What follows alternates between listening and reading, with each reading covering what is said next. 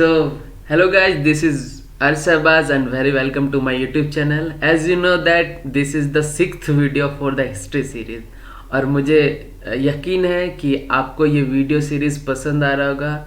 सो आज स्टार्ट करते हैं आज के टॉपिक से, like the topic of Plassey का युद्ध. ओके, सो प्लासी का युद्ध से आज हम लोग बात करेंगे. प्लासी का युद्ध का जो डेट था वो 23 जून 1757 था. ये बंगाल के एक विजय की ओर में सबसे पहला कदम था. ठीक है, यहीं से बंगाल का जो शोषण करना स्टार्ट हो गया था अंग्रेजों के द्वारा. सो हम लोग जान चुके हैं कि कैसे पहले भारत में अंग्रेज कर्नाटक के क्षेत्र सूरत में उन्होंने आए, फिर कर्नाटक पे अपना परचम लड़ाया, 3 युद्ध लड़े कर्नाटक में फ्रांस के साथ, और उसके बाद 1751 में ब्रिजमैन के साथ वो कर्नाटक आए. ठीक है, सो उसके बाद अब प्लासी का युद्ध का मैदान तैयार हो रहा है. इसकी कैसा बैकग्राउंड है जानेंगे, इसका कारण क्या था प्लासी का युद्ध का, उस समय शासक कौन थे, नवाब कौन थे. ठीक है, सो ये जानेंगे इस सीरीज में, इस वीडियो में. प्लासी बंगाल के नादिया जिले के भागीरथी नदी, ठीक है, आप जानते हैं भागीरथी नदी के तट पर आम्रकुंज पर स्थित है. ठीक है ना, आम्रकुंज. ओके, युद्ध अंग्रेज और बंगाल के बीच में हो रहा था, जिसका बंगाल के जो अंग्रेज का नेतृत्व करता थे वो रॉबर्ट क्लाइव थे. ठीक है, और जो बंगाल के थे जानते आप सजाउद्दौला थे. ठीक है, सजाउद्दौला थे.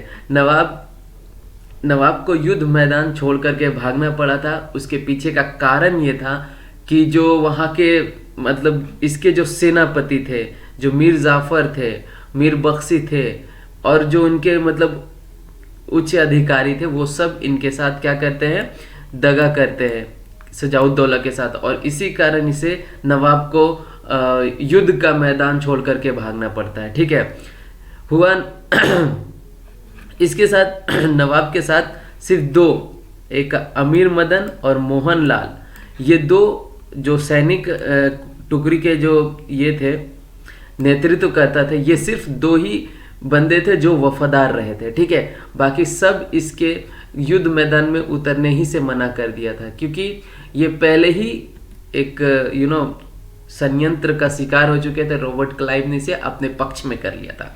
अब देखते हैं बंगाल में नियंत्रण, देखते हैं ये अंग्रेजों के बारे में बताया जाए कि अंग्रेजों ने यहाँ पर नियंत्रण क्यों किया. इससे पहले वाली सीरीज में भी मैंने आपको बताया था कि अंग्रेजों ने बंगाल को ही सबसे पहले अपने नियंत्रण में क्यों. इसकी खास वजह यह थी कि यह उत्पत्ति भरा क्षेत्र था, यहाँ पर उत्पत्ति अधिक थी, समुद्र तट था. ठीक है, मुगल सत्ता काफी दूर था, क्षेत्र चुनौती कम थी, खनिज संसाधन की उपलब्धता थी, और स्थानीय राजनीति कमजोर थी. स्थानीय राजनीतिक होना बहुत ही महत्वपूर्ण होता है, जैसे कि आप वर्तमान में भी देख सकते हैं बंगाल के संदर्भ में. आज सबसे बड़ी बात है हम लोग बंगाल की बात कर रहे हैं, लेकिन हम बंगाल बात करें जो हमारा वर्तमान में एक स्टेट है जिसका कैपिटल कोलकाता है. ठीक है, तो वहां पर देखेंगे कि अभी जो सबसे बड़ी पार्टी है उसका हारने का कारण भी यही रहा कि राजनीतिक जो स्थानीय राजनीति थी वहां पर उसका बहुत ज़्यादा पकड़ था, बहुत मजबूत था. इसलिए जो भारत की जो सबसे बड़ी पार्टी थी उसको वहां पर हार का सामना करना पड़ा था. उसी तरह आप दिल्ली में भी देख सकते हैं. ठीक है, तो ये रीज़न होता है कि स्थानीय राजनीतिक अगर आपका मजबूत हो. आप झारखंड में भी देख सकते हैं, झारखंड में भी अभी वहां पर वर्तमान में स्थानीय राजनीतिक मजबूत होने के कारण, पकड़ होने के कारण वहां पर आज स्थानीय लोग शासन कर रहे हैं. ठीक है, उसके बाद स्थानीय लोग इट मीन्स कि वहां के लोग. ठीक है ना, आप इसका गलत संदर्भ ना निकाल ले. उसके बाद युद्ध का कारण क्या था, प्लासी का जो युद्ध हुआ उसका कारण क्या था. तो सबसे पहले यहाँ पर एक पॉइंट यहाँ पर जो सबसे इंपॉर्टेंट है वो आपको दिमाग में रखना है, इसी का कारण बनता है. सबसे पहले जो अंग्रेज थे वो आर्थिक लाभ कमाना चाहते थे, और वो आर्थिक लाभ के लिए राजनीतिक हस्तक्षेप कर रहे थे.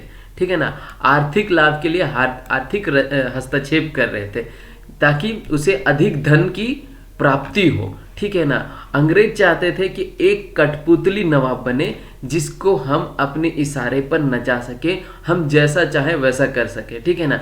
और आपको याद होगा कि 1717 में, ठीक है, 1717 में फारूक सियर के द्वारा एक अंग्रेजों को अधिकार दिया गया था, एक पत्र दिया गया था, वो था मुक्त व्यापार करने के लिए एक दस्तक, यानी एक पत्र दिया गया था जिसका वो लोग दुरुपयोग कर रहे थे। वो किस संदर्भ में कर रहे थे मैं वो बताता हूँ। जैसे कि उन्हें तो टैक्स देना नहीं पड़ता था भारत में, ठीक है ना, व्यापार के बदले में, लेकिन जो छोटे व्यापारी होते थे उनसे ये टैक्स वसूली करते थे, जिसके कारण जो वहाँ के नवाब थे शुजाउद्दौला, उसको इस बात की चिंता हो रही थी, ठीक है ना। और क्या था कि जो नवाब के जो विरोधी थे, विरोधी उसके अपने ही लोग थे, जैसे कि सफदरजंग और घसीटी बेगम उसकी विरोधी थे, ठीक है ना। तो अंग्रेज उसको संरक्षण प्रदान कर रहे थे, यानी आओ आप मेरे साथ रहो, इस तरह का बात हो रहा था। देखो तो शुजाउद्दौला 1757 की बात है, इन्होंने विरोधियों का सामना, ये इसकी बात है, शुजाउद्दौला की बात है। जैसे वो नवाब बने, शुजाउद्दौला एक्चुअली जो थे वो मीर कासिम जो था, मुर्शिद कुली खां, उसके बाद अली वर्दी खां के बाद ये शुजाउद्दौला जब नवाब बने, ठीक है ना। शुजाउद्दौला जब नवाब बने तो अली वर्दी खां का कोई पुत्र नहीं था, अपना वारिस नहीं था। इसकी सबसे छोटी बेटी जो थी उसका ये पुत्र था, बेटा था शुजाउद्दौला, ठीक है। उसने उसकी और भी बेटियां थी, लेकिन उन सबको छोड़ करके इन्हें ही नवाब बनाया गया। तो इसलिए इसके अपने ही संबंधित नाराज होकर के इसका विरोध करने लगे, तो इन्होंने अपने विरोधियों का सामना किया। अंग्रेज जो थे उन्हीं विरोधियों को संरक्षण दिया। फिर कोलकाता में एक किला बनाए जिसको हम लोग फोर्ट विलियम के किले के नाम से जानते हैं, उसकी किलाबंदी करना प्रारंभ किया। इन सब कारणों की वजह से क्या हुआ कि जो शुजाउद्दौला थे वो किलाबंदी रोकते हैं, और ठीक है, किलाबंदी रोकते हैं और उसे अपने नियंत्रण में ले लेते हैं। इसी के संदर्भ में आपको पता होगा ना, मैंने ब्लैक होल कांड के बारे में बताया था, ब्लैक होल कांड, ठीक है ना। इसमें क्या हुआ था कि एक कोठरी था जिसमें 146, ठीक है ना, 146 सैनिकों को, अंग्रेजी सैनिकों को बंद कर दिया गया था, और उसे ना तो खाने पीने की व्यवस्था थी उसमें, ना थी प्रॉपर ऑक्सीजन वगैरह की व्यवस्था थी, ठीक है ना। जिससे अगले सुबह जब इसको खोला गया तो सिर्फ 23 लोग ही जीवित रहे थे, ठीक है ना। इसे ब्लैक होल हत्याकांड के नाम से जाना जाता है, ठीक है ना। उसके बाद क्लाइव की एंट्री होती है। ब्लैक होल के बाद जब इस कर्नाटक पे शासन कर रहे ये क्लाइव, इसको सूचना दी जाती है, तो ये सूचना प्राप्त करते ये जैसे ये ये भारत है, और क्लाइव यहाँ पर थे, और बंगाल आपका इस क्षेत्र में था, ठीक है। तो इसे जैसे पता चलता है क्लाइव को, तो ये बंगाल आता है अपना सैनिक बेड़ा लेकर के, और पुनः ये क्या कर लेता है, वापस जो भी किला था उसकी प्राप्ति कर लेता था, और जो संरक्षण मिला था मुक्त व्यापार का वो भी प्राप्त कर लेता है। और इसी के साथ वो अलीगढ़ की संधि करती है, इसी के साथ वो अलीगढ़ की संधि करती है, ठीक है। क्लाइव, ठीक है। इसके बाद हम लोग आगे बढ़ते हैं। तो क्लाइव संधि करने के बाद अब ये राजनीतिक और कूटनीतिक आप कह सकते हैं अपना दृश्य दिखाता है, ठीक है। वो किस संदर्भ में दिखाता है, ये क्या करता है कि जो शुजाउद्दौला होते हैं, शुजाउद्दौला के जितने भी अधिकारी होते हैं, जैसे कि आप मीर जाफर को देख ले, मणिकचंद को देख ले, मीरचंद और मणिकचंद ये दोनों ही अलग है। मीरचंद जो होते हैं वो पूंजीपति होते हैं, ठीक है, और जो मणिकचंद होते हैं कोलकाता के प्रभारी होते हैं, ठीक है, और जगत सेठ जो होते हैं वो बैंकर होते हैं। तो इन सब को इन्होंने अपने पक्ष में कर लिया होता है, ठीक है ना। सबसे महत्वपूर्ण यहाँ पे मीर जाफर होते हैं, जिनको अभी सजाउद्दौला के बाद इन्हें ही बंगाल का नवाब बना दिया जाएगा। ठीक है, हम अभी इसी सीरीज में आगे देखेंगे। तो मीर बख्शी जो होते हैं सैनिक विभाग के प्रमुख होते हैं। जैसे ही प्लासी का मैदान युद्ध तैयार होता है, रणभूमि तैयार होती है, तो एक तरफ अंग्रेज रहते हैं, दूसरी तरफ बंगाल की सेना रहती है। लेकिन बंगाल की सेना जो होती है वो युद्ध में आने से मना कर देती है, वो युद्ध पर उतरती ही नहीं है। तो क्या होता है, सजाउद्दौला का पता चल जाता है कि यहाँ पर तो सेट है मामला पहले ही से, तो यहाँ से उसे जो सजाउद्दौला होता है वहाँ से उसको भागना पड़ता है मैदान छोड़ करके। ठीक है ना। और उसके बाद एक लेख है जिसमें के.एम. फनीकर ने कहा कि प्लासी का युद्ध कोई युद्ध नहीं था, वह एक सौदा था जिसमें बंगाल के कुछ स्वार्थी लोगों ने अपने देश को अंग्रेजों के हाथ बेच दिया। ये बहुत ही रेलेवेंट, बहुत ही सत्य कथन है जो M.K. फनीकर के द्वारा कहा गया था। ठीक है। उसके बाद जो बंगाल के नवाब बनते हैं वो मीर जाफर बनते हैं, उसके बाद मीर कासिम बनते हैं। ठीक है ना। तो मीर जाफर जब बनते हैं तो उन्हें अंग्रेजों को यहाँ पर 24 परगना की जमींदारी दी जाती है और उपहार के रूप में धन दिया जाता है। लेकिन ये धन की मांग लगातार निरंतरता की जाती है, किसे? मीर जाफर से। ठीक है। इससे वो परेशान हो जाता है और मीर जाफर को देखो फिर यहाँ पर क्या होता है कि मीर जाफर अब साठगांठ करता है डचों के साथ। ठीक है ना। लगातार पैसे मांग रहा होता है अंग्रेज, तो वो साठगांठ करता है किसे? डच के साथ। आपको पता है डच यहाँ पर कब आए थे? 1602 में।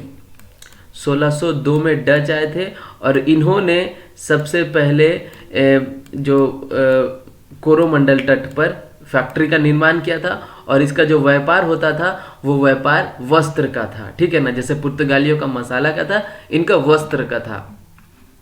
तो यहाँ पर डच के साथ डच और अंग्रेजों के बीच में युद्ध होता है, जिस युद्ध का नाम होता है वांडीवास नहीं, बेदरा का युद्ध होता है। ठीक है, ये नीचे दिया हुआ है, ये रहा।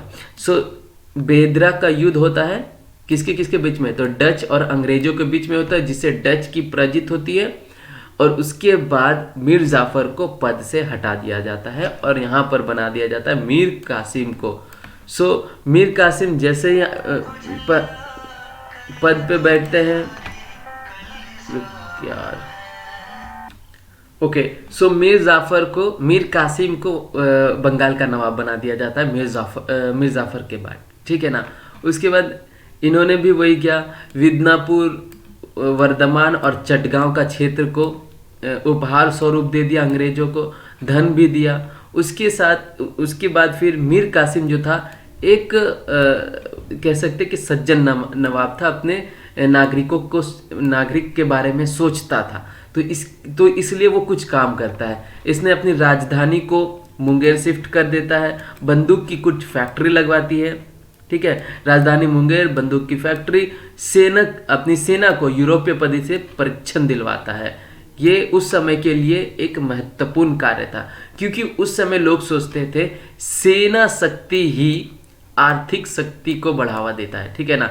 सेना की शक्ति ही आर्थिक शक्ति को बढ़ावा देता है, इसलिए सब कोई अपनी सेना को प्रबल मजबूत करने पे लगे हुए थे। ओके। सो आई होप कि आपको समझ में आया होगा और आपको हेल्प मिल रहा होगा, फायदे हो रहे होंगे।